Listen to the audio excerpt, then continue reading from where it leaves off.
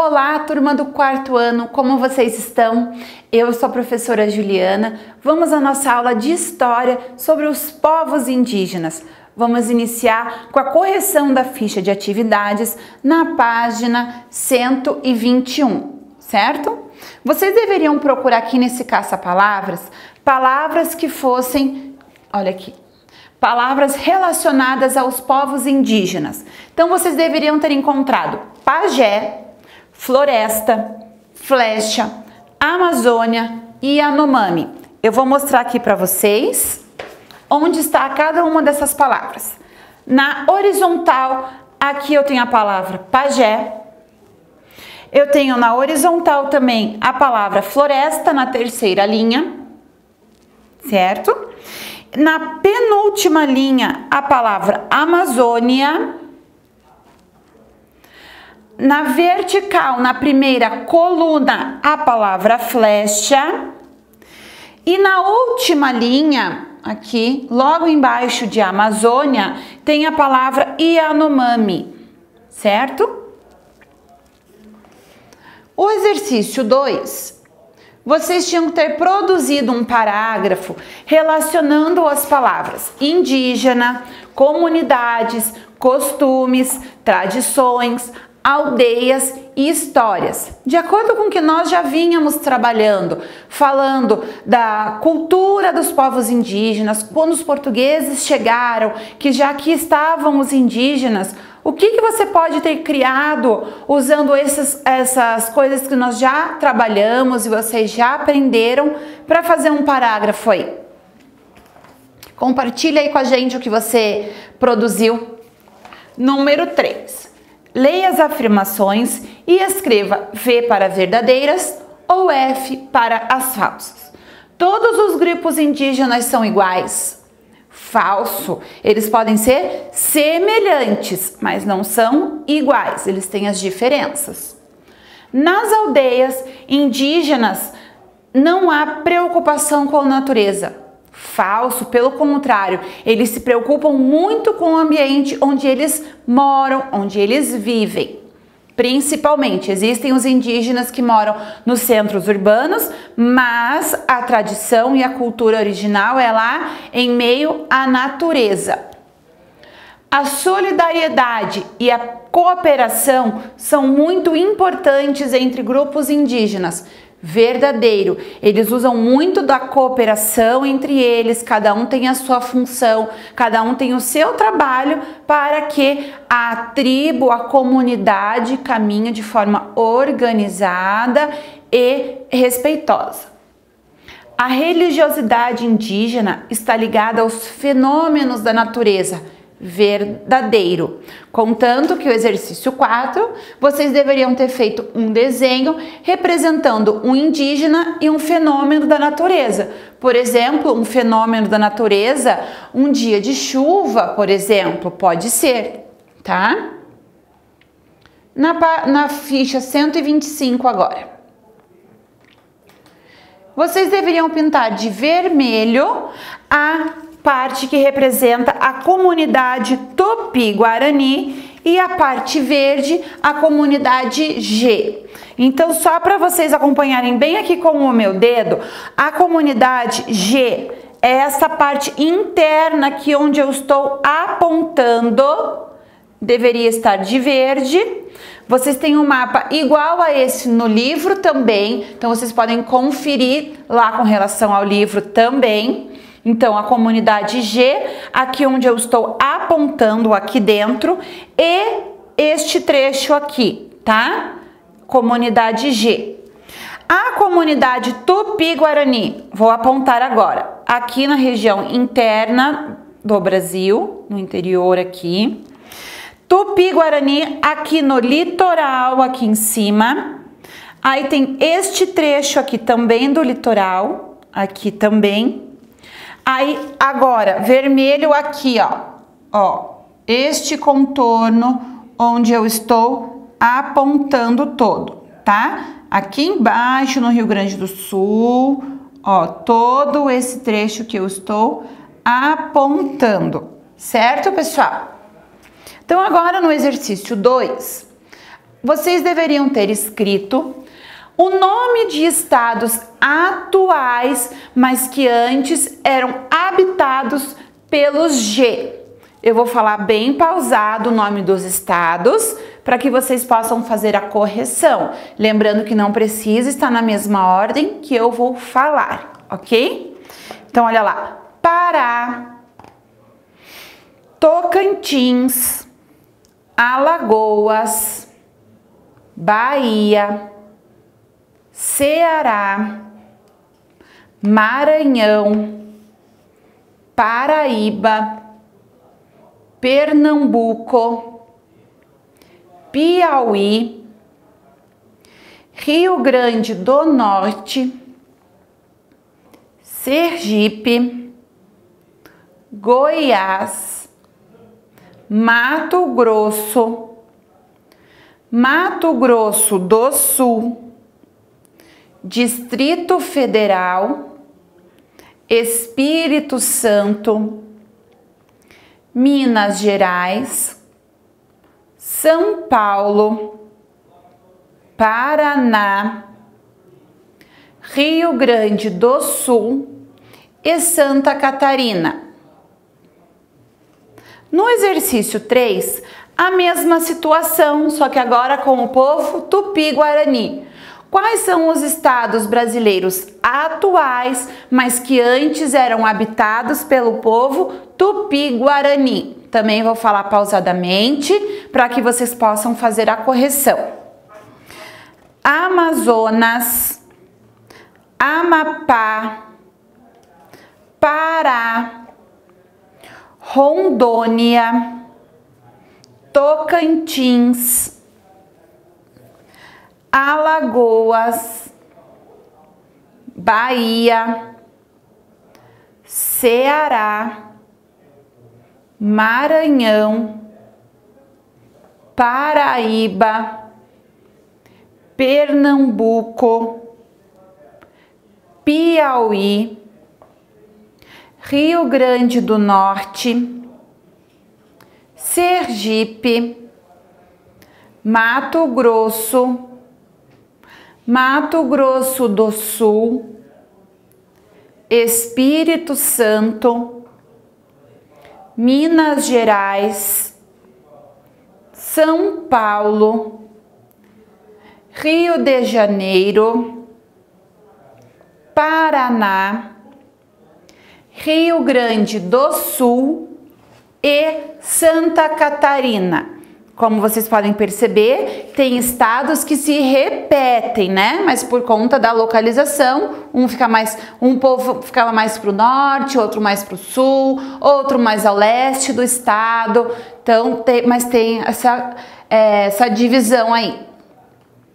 Número 4 está falando assim: de que maneira os Tupinambá utilizavam os valores de cooperação e solidariedade na sua comunidade? Então, eles se organizavam as funções e o cotidiano, o trabalho de convivência por meio da cooperação e solidariedade. Então, vou colocar aqui para vocês o exercício 4, para que vocês possam fazer a correção do Tupinambá. Então, a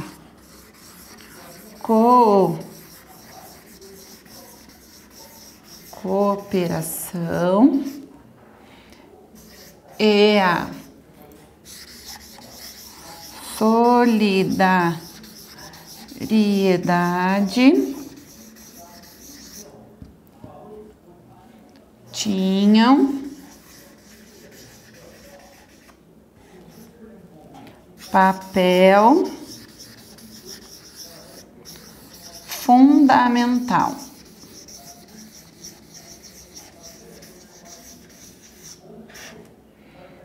nas comunidades.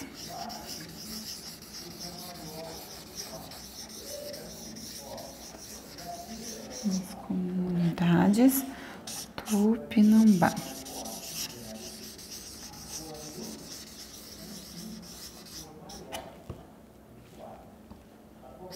Era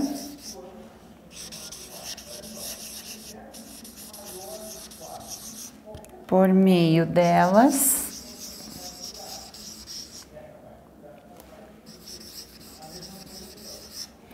que se organizavam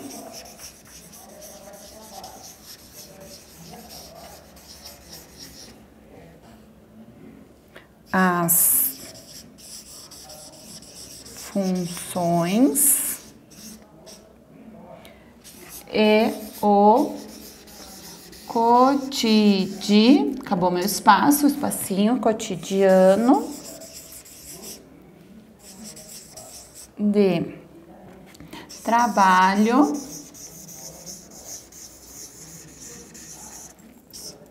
e convivência.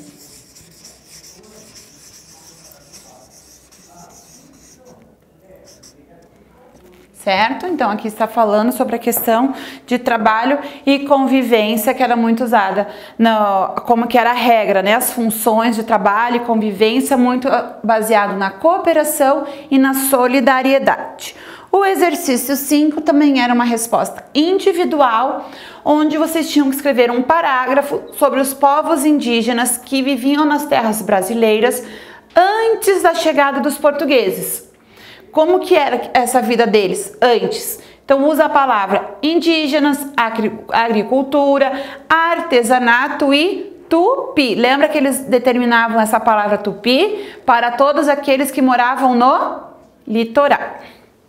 Vamos agora para o nosso livro. Lá na página, só confirmar aqui, para não falar a página errada, 222. Mão na massa. Cada comunidade indígena tem seus próprios costumes e tradições, os quais são transmitidos de geração a geração. Na cultura indígena, vários mitos foram criados para explicar a origem dos povos. Leia um dos mitos dos Yanomami. Vamos lá. Há muito tempo, na enorme floresta que hoje se chama Amazônia, vivia um grande senhor que conhecia os mistérios do mundo. Conhecido por todos como pajé, ele guardava a lua dentro de seu corpo. Um dia, quando o grande pajé morreu, a lua começou a vagar sozinha pelo céu. Depois de muito, mas muito tempo mesmo, ele resolveu voltar para a terra onde havia morado como pajé.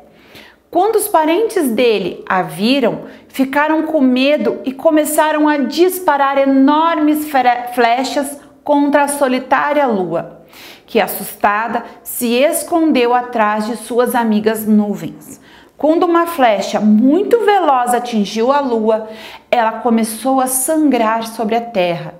E de gotas de sangue que caíram da solitária lua, nasceram os primeiros indígenas do grupo, conhecido como Yanomami. Então aí a gente está ouvindo um pouco a origem do povo Yanomami, um mito, uma história que conta a origem deles. Vamos fazer lá os exercícios. Eu vou usar o livro digital para escrever as respostas e você pode acompanhar aí. Com base na leitura do mito, responda as questões. Em qual lugar do Brasil aconteceram os fatos narrados no mito? Na Amazônia. Então, na Amazônia.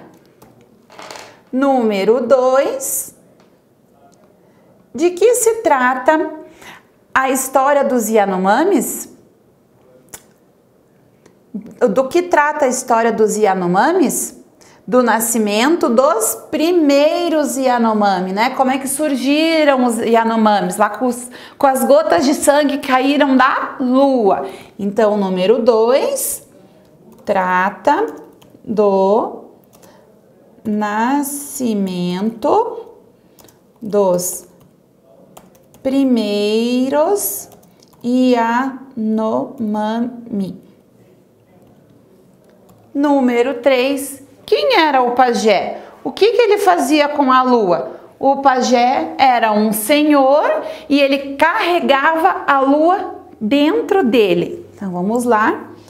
Era um senhor que conhecia os mistérios do mundo, né?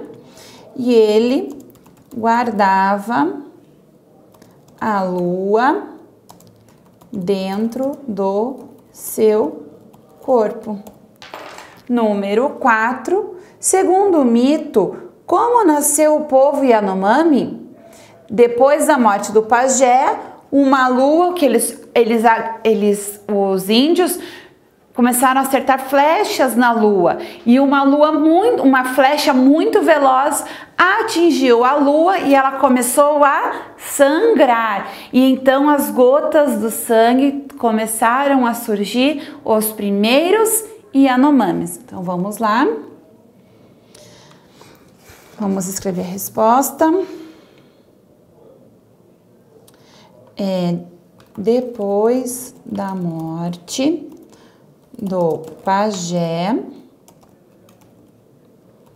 a lua passou a vagar sozinha pelo céu. E um dia resolveu voltar para o lugar onde havia morado com o pajé. Os parentes se assustaram e atacaram a lua com flechas, até que uma flecha muito veloz atingiu a lua e ela sangrou. E então, cada gota... Opa, faltou o então aqui. E então, de cada gota de sangue que caía, a gota de sangue caía, nascia um Yanomami, certo? Não foi assim que aconteceu então? Como que nasceu o povo Yanomami? Das gotas do sangue da lua. Então vamos lá para ver mais um pouquinho sobre os povos indígenas. Vou aqui para a próxima página. Organização social e política dos povos indígenas. Quando estudamos as sociedades, indígenas ou não indígenas, precisamos observar alguns aspectos importantes. A forma como essas sociedades se organizavam no passado é fundamental para entendermos o que elas representam no presente. Quando falamos em organização social e política, estamos buscando compreender se há diferenças entre os indivíduos dessa sociedade, qual é o papel dos homens, o papel das mulheres, o espaço das crianças, entre outros questionamentos importantes. Para analisar esses aspectos, vamos estudar sobre os Tupinambá. Vamos ver um pouquinho então sobre o povo Tupinambá, pessoal. Como que é a organização social dos Tupinambá? Nas aldeias indígenas dos Tupinambá, habitantes do litoral, quando os portugueses chegaram a partir de 1500.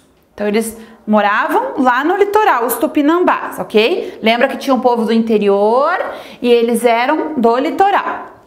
Todos os seus integrantes trabalhavam para o bem da comunidade. Os homens eram responsáveis pela caça e pesca, pela construção das casas, pela fabricação de armas e, quando necessário, pela limpeza do terreno para as plantações.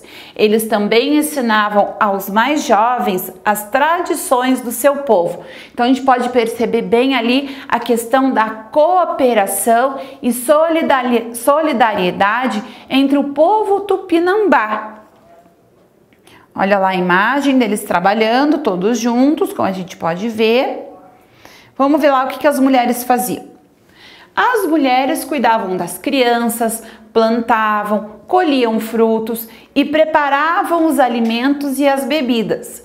Elas também confeccionavam os objetos de uso familiar, como cestos, redes, potes, vasos de argila ou de barro, enfeites de penas e contas, além de instrumentos musicais como a flauta. Todos dormiam em redes. Então, olha lá, as mulheres também tinham um papel nessa cooperação.